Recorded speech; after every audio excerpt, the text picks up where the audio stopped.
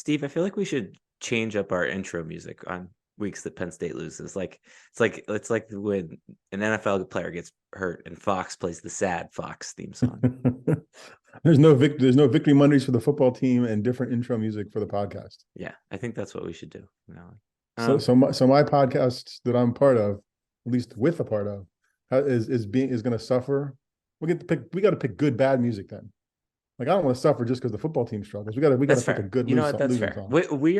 We're gonna keep our music the same. I think that's what we'll do. But we will call this our first therapy session of the year. Please, for you. Okay.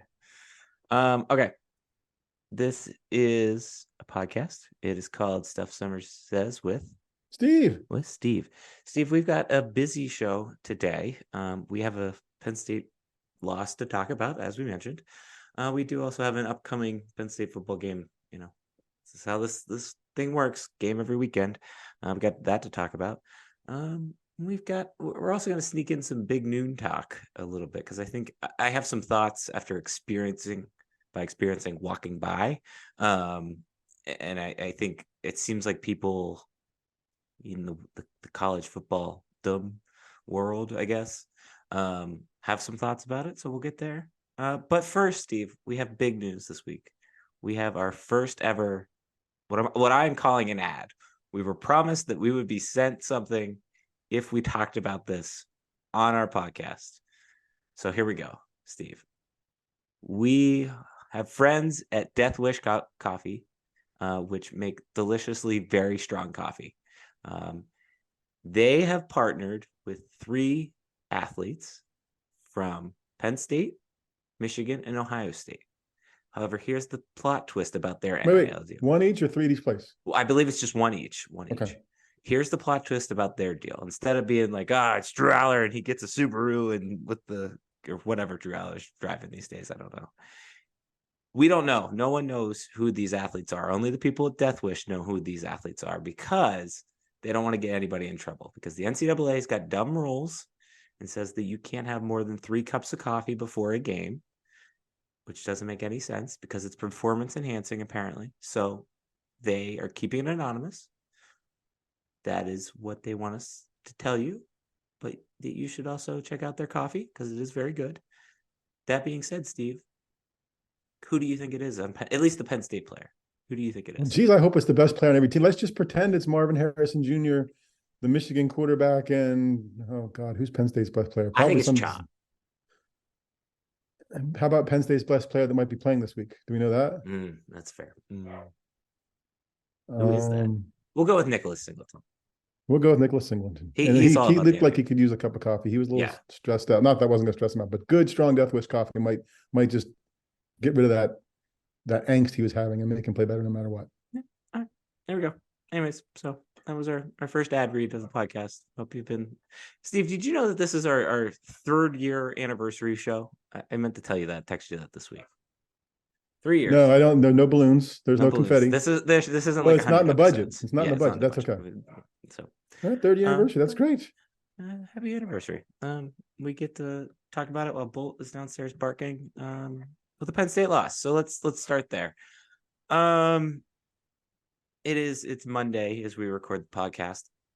I have thought about it, and I am where I'm at with Penn State's performance on Saturday is this. It was insanely frustrating to watch as a fan. And I think that is what boils down because that was Penn State's best opportunity to beat Ohio State in 7 years since 2016. And honestly, that was Penn State's best opportunity to beat Ohio State with the way we knew it going into the game. And what's frustrating about that is it translated over into the play calling. And I think that is where Penn State lost the game. And I wrote about it on the blog. But I think Penn State's offensive coordinator, Mike Yurcich, and I think by proxy, James Franklin, overthought what they needed to do to win. They got away from everything that worked with the T formation, the push, in short yardage sort of situations.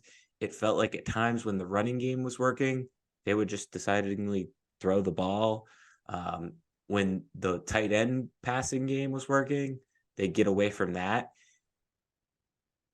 I think they just went galaxy brained, and I think that cost Penn State its best chance to beat Ohio State in 10 years, 7 years, well, however many years now.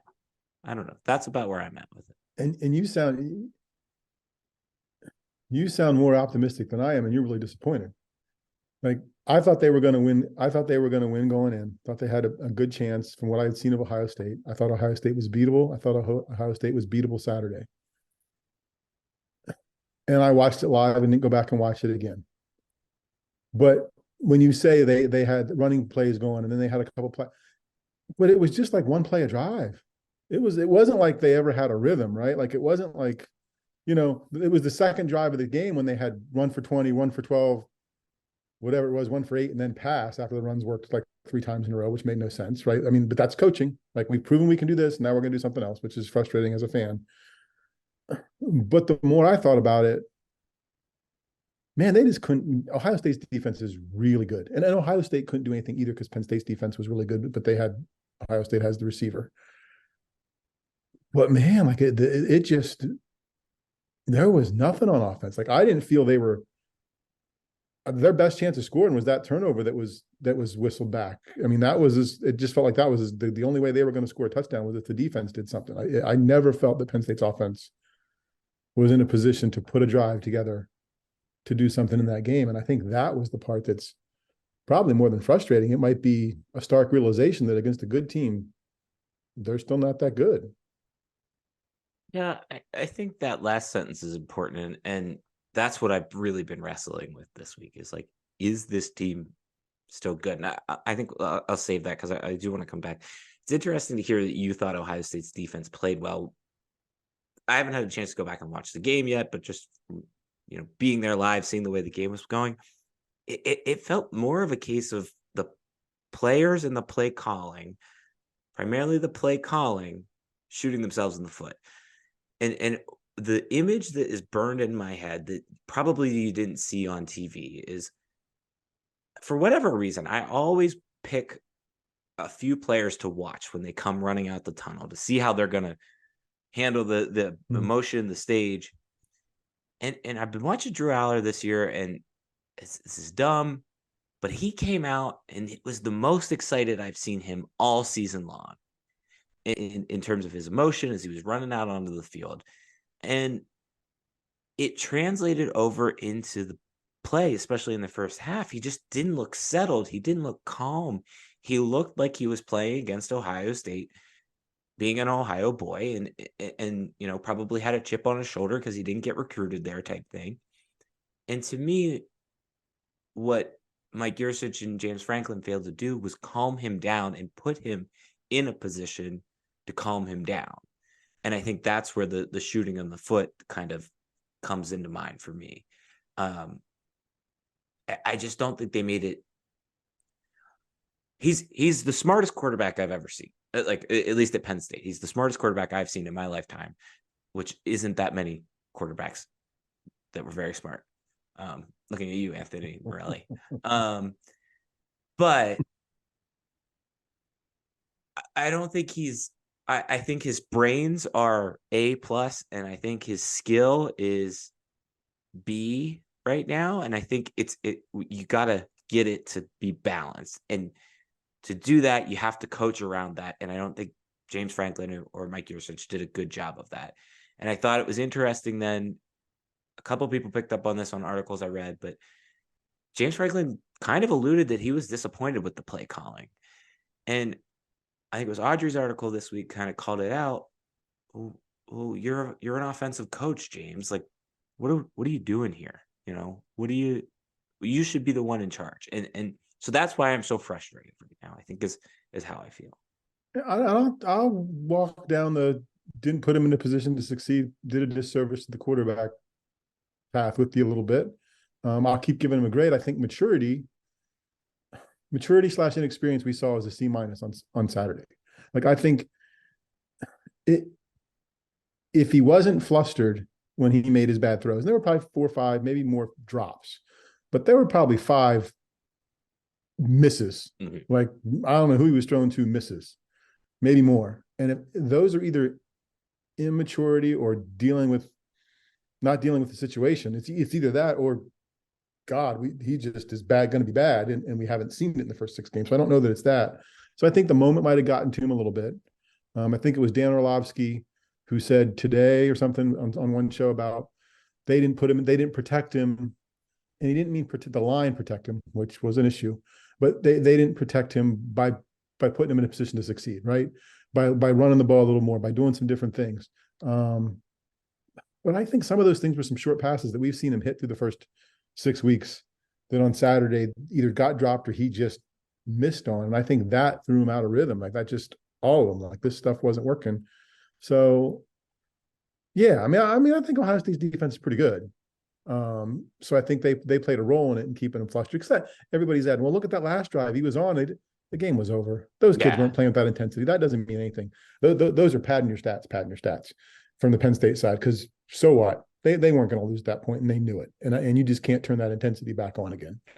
No, there was a lot. I mean, and offensively, it was all offense. It was all offense. It was the struggles, and that was the frustration. Because I think one of my notes when I was watching it was, did we get sold this by the media on how good Aller is and how good Cephas is and all this stuff? Like, I'm just an average Joe fan. I pay more attention to the media than I do to actual X's and O's and don't really care about recruiting. But everything that I was reading is seeing is this Cephas kid's going to come in and make a difference. Aller is the second coming of the first coming, and it just didn't look like that on Saturday for the first time all season, which was striking. I think let's stay there for a hot second. Let's talk about that, because before we kind of started, you posed the question essentially, is obviously there's not an agenda to Penn State's media by any means. So when we say this, that's not what we're getting at, but is Penn State's media protecting Drew Aller a little bit? And I don't think that they are. I think if you go read, I think people correctly call it out that he was not good. Like there's a lot of articles saying he was not as good as he should have been.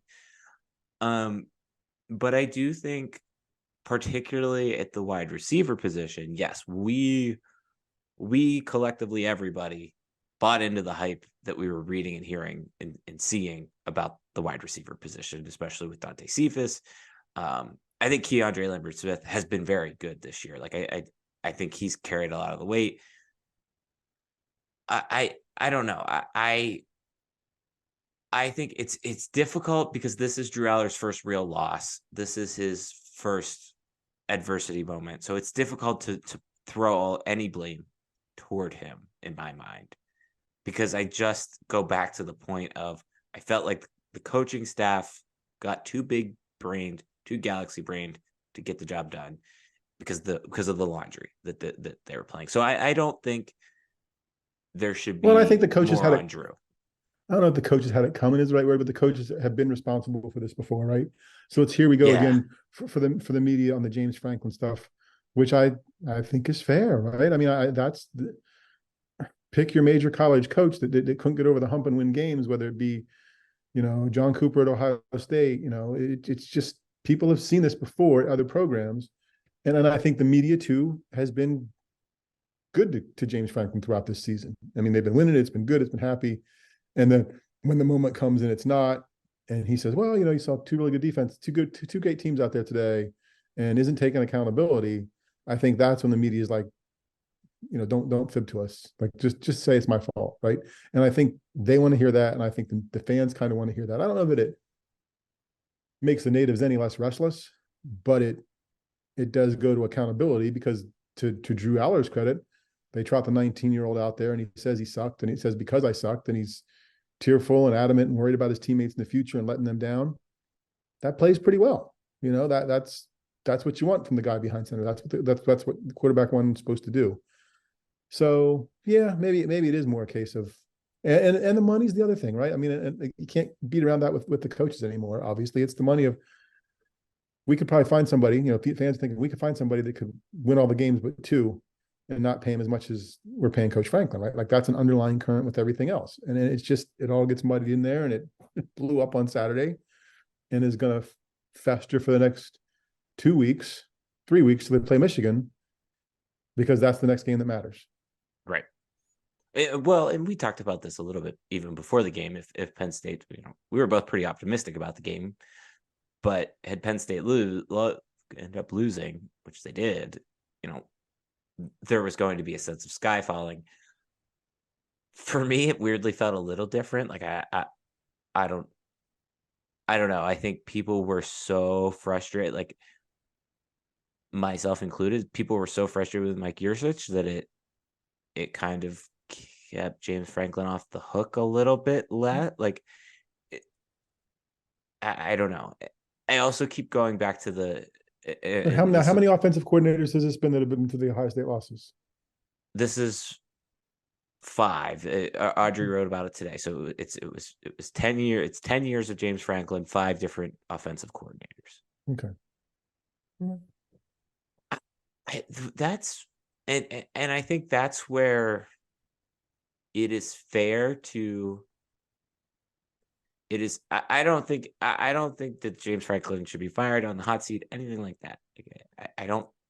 Again, I don't think you're going to get anybody better out there. Like, there's nobody better for the situation that you're going to reasonably get out there. But it does kind of go back to the point of James Franklin might be a better recruiter, might be a better GM type coach than he is X's and O's type coach. And when he passes the blame, like he did in the press conference a little bit towards the offensive coordinator, rightfully so, like it's just very confusing when you go back to the fact that he's from an offensive background. And it would be one thing if it was Manny Diaz as the head coach, right? And this is the way it shook out, but it didn't shake out that way. And so that was frustrating to me. So are you, and I don't know that I disagree, that there's not anybody better for the spot. I struggle with if you do the math on, but I mean, that's the going rate for a coach too, right? Are you okay with 10-2 and the losses to the 2 teams at the end of the season? I mean, because it's not going to change. Nobody's buying them out for $54 million, right? This year or this year? I mean, this is the year we're talking about. The other ones are already happening. If this is Groundhog Day again on the results, I'm not okay. I think I'm not going to call for anybody to be fired because that's not rational. That's not serious. That's not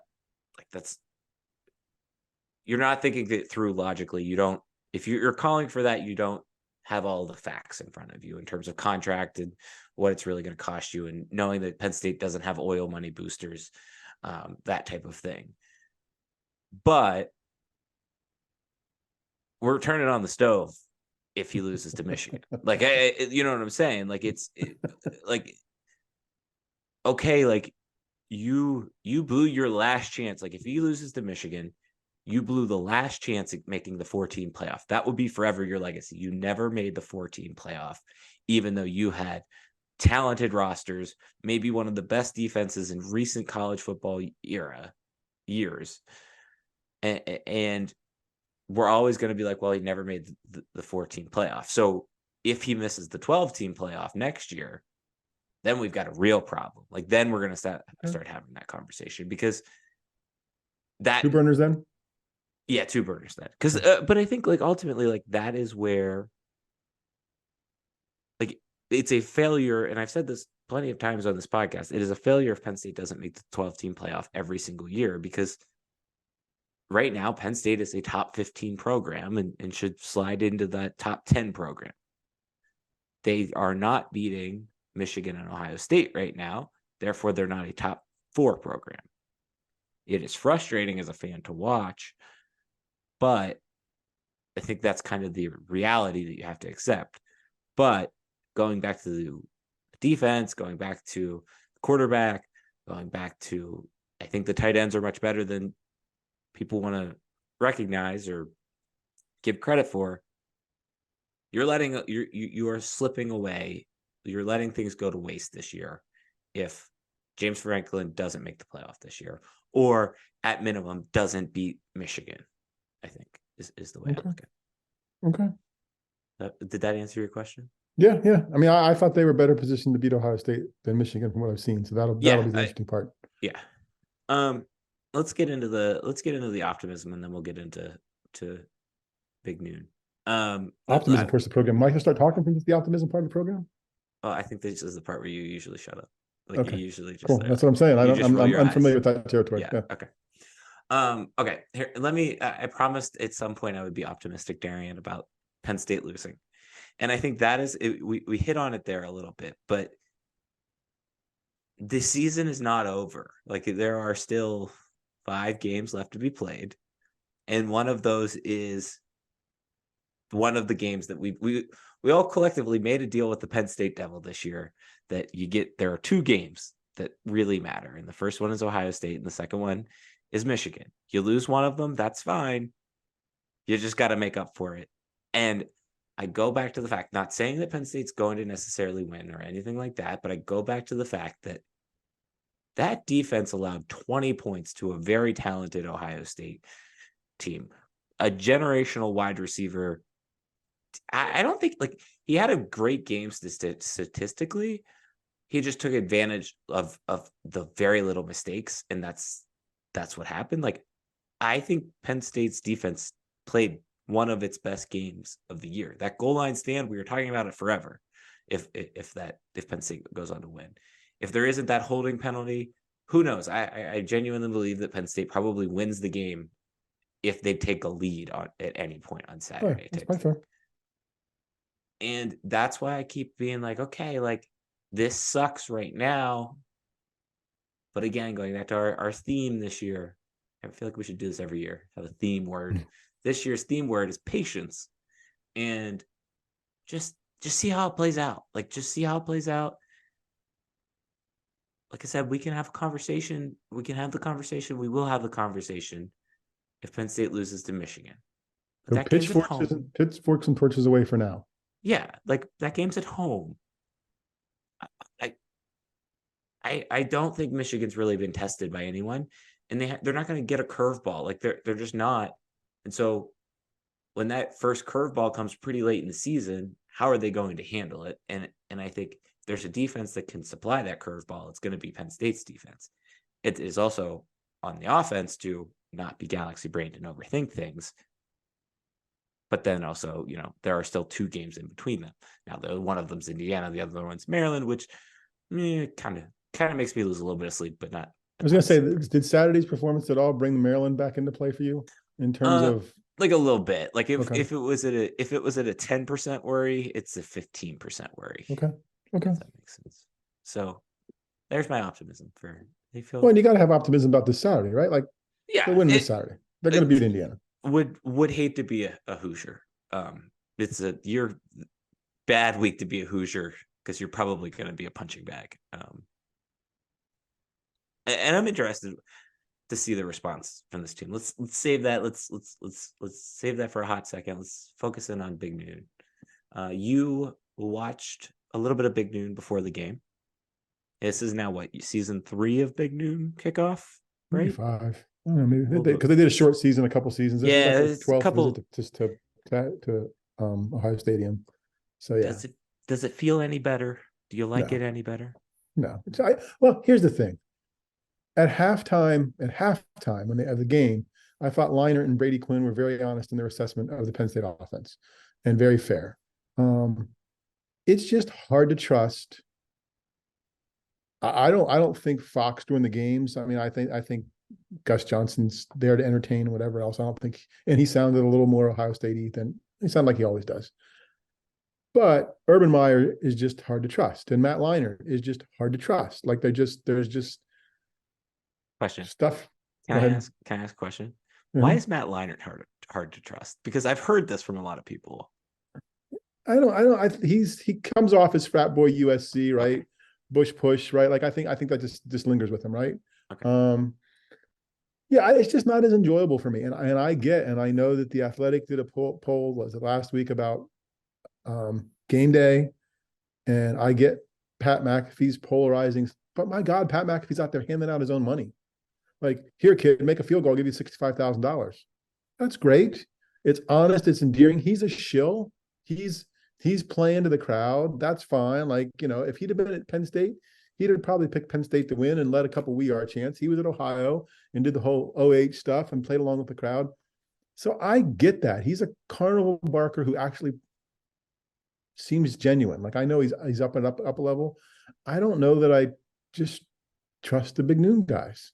They've even made Tom Rinaldi and the Bear less likable in their roles. Like I don't know. And I miss them. And I don't know that the show's that much. I think because of Jen Latta being okayish and Lee Corso feeling like every segment could be his last, like Game Day struggles from that aspect in a way that it hasn't in years, but it's still better. Like I had a couple people say, "Oh, I don't like this and this." I'm like, "Yeah, even with those things, it's still better than Big Noon." So, but you walk past it. So, what was it like? Uh, if you think Game Day has a lot of promotions and stuff going on, they bring a whole Wendy's sign, like a whole you drive like the Wendy's sign that is on Atherton Street at the Wendy's out on Atherton Street. They bring that with them. It is commercialized even more. There's also significantly less people. And they set up direct like Ohio or when they do game day at Ohio State, it's essentially across the street from the Horseshoe, but it's pretty far across the street at the Horseshoe.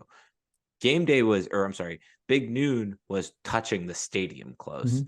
And we're walking in and it's, 11:15 ish. There's not a lot of people there. I just don't think it has that staying power. I think people, even though Urban is on it and he's a god out there, like I, I just don't think people are, I think you're right. Like, I don't think people are interested in it. Like, they like the comfort, and I'm one of these people. You like the comfort of game day. You like even when they changed the song, it was kind of frustrating this year because that song you've heard 15 seasons and it's big and rich, and I'm glad that they kept relatively the same lyrics this year. I think there's just like a comfortness of either whether it be Chris Fowler or Reese Davis opening up the show and kind of opening up your Saturday, and then that last 10 minutes of picks. That's religious television for a college football fan. Mhm. There's no reason to turn like I can't think of a reason to tune into Big Noon. Like I don't care who they have on there. There's nothing. Like you're right about Tom Rinaldi, you're right about Bear. Like they're just not as interesting to me anymore because they're not on game day. Um, and I just I think we're we're gonna have to get used to the fact that they're gonna be around, but I think it's like Burger King and McDonald's. Like McDonald's is still always gonna be the go-to fast food place in this country. Burger King's always gonna be second type deal. That's Um, fair. Yeah, I mean, I think, yeah, I mean, a couple million people are going to watch them, so that the networks aren't getting rid of them. It's cheapish programming. The people that are already there on site. I mean, I wrestle with, and I guess it's pennies in their world. Why you have 5 people on set or 6 people on set, how that makes sense, and what that investment is. But that's above my pay grade, and I guess it makes sense for them.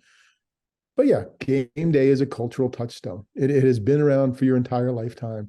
It has been around for the entire lifetime of probably 40% of college football fans are people who consider themselves strong college football fans, maybe more. Um, it's it's consistent. It goes to the big games no matter where they are. Like, I mean, this is ESPN, ABC. They don't carry this game right, anymore, right. right? And they were still there because it was the place to be. So yeah, Right. Feel good about that? Feel better? I do. Okay. I'm glad you got your thoughts out. I know you've been bottling those inside for a little bit. Um, okay. Let's move on here. Be a little more positive again. I think Penn State should be positive about the fact that they get to play Indiana this week. Again, like that's another reason to just be optimistic about this season. Is this schedule is laid out beautifully this year between the teams that Penn State has to play, between the way it was laid out. That's probably also why I'm a little frustrated still about the way Saturday shook out because they had 3 weeks to prepare for the game. Um, and the defense did a nice job of that. The offense didn't do that. I think coming into this weekend, it's now how can you find your rhythm again? How can you find a kind of get back on track? Um, again, I 100% trust in this defense. 40% trust right now in this offense. So Go out there, prove it, make it better. Like win, but also cover the spread, put a beat down on, just get all your feelings out and use now these next 2 games as your last chances to kind of get things absolutely 100% right, because clearly they weren't. And that, again, to me, falls back on the coaches, but I digress. Yeah, I mean, Indiana's 2-5. They haven't given up fewer than 31 points to a Big Ten game, Big Ten opponent this season. This is a get well game in every possible way. It looks like the weather might be half decent for Penn State home football game for a change, maybe even like 70s and like not rain. So Rarity. People go out, have a great time, and the football team wins and does what it's supposed to do, and then gets ready for Maryland. Yeah, I mean, it boils down that schedule to 2 games, and I think that's what people's frustration is they knew that. Everybody knows it's these 2 games. I think I talked about last week. I had a guy in church come up to us and say, I don't care if we only win 2 games all year, if as long as it's those 2. So now everybody's got the calendar circled for noon on the 11th or the 17th, and we'll see what happens. Or the 11th, sorry. No, I think that's fair. I think that's right. I think again, like, you go back to the point of, and I think James Franklin even said this last week, like before the game last week, is like, what did we do to get better this week? And I think as long as you can kind of, like, you took a step back last week, how can you get better this week? And as long as you can kind of correct that and keep building on that, that to me shows positive growth to this program. But at the same time, everything now must be through the lens of getting to Michigan and beating Michigan while taking care of business along the way. And I think that is what the focus needs to be. So I think, like you said, I'm very excited about nice weather. I know I wasn't at the last game, but I'm very excited about nice weather, knock on wood. We're having a Taylor Swift theme tailgate this weekend, so excited about that as well. What's a Taylor Swift tailgate? Well, because like it's her album. Her album's Gotcha. coming out this on Friday, so you excited? You gonna listen? So all Taylor Swift music all the time is tailgate? I think that's I don't think that's a decision that, like, that decision's already made. So yes, like, I don't think I have any input on. No, I'm not asking. I'm just saying, is that what that means? It's all Taylor Swift all the time? Yeah. We've got there's other Taylor Swift. We're gonna have friendship bracelets and everything else, Steve. I'm sorry, I'm gonna miss it. Oh, you're not gonna come over? You're not gonna. No. Okay. You're invited. So, okay. This week's Old Young Guy. It's Halloween season, so it's Halloween appropriate. Go ahead, Steve. I'm just curious, at what age? I don't think we've talked about this before. So, at what age is it appropriate? Is it inappropriate to continue to wear a costume? Like, at what age do you stop? What age puts people to stop? Really thought about that. Like, I think, I don't know. I've stopped. I haven't worn a costume since 2014-ish. So that was college. Almost a decade ago. So what was your last costume? I was Doug Funny. Okay. So I don't know. I think if you want to dress up, go ahead. It's fine. Fine. I have decided, since moving to suburbia, that I am no longer a dresser upper. I am a candy giver outer. Like, that is dress up for that. It might heighten the kids' experience. We put gravestones out in the yard. That's their heightened experience. That's true. Yeah, okay. That's their heightened experience. We decorate the house, as you can see, all around. Obviously, I don't see that, but to me, you should charge them. You should have a tour. You get the candy bar at the end. It'd be like Hershey's Chocolate World. It's not that great, Steve. Okay. But to me, if you want to dress up, that's fine. I have decided that in life, I enjoy, like, we look forward to Halloween specifically so that I can sit out there, drink a beer while handing kids candy. And it's not. You have your beer in a koozie? Usually that or a Yeti. So okay.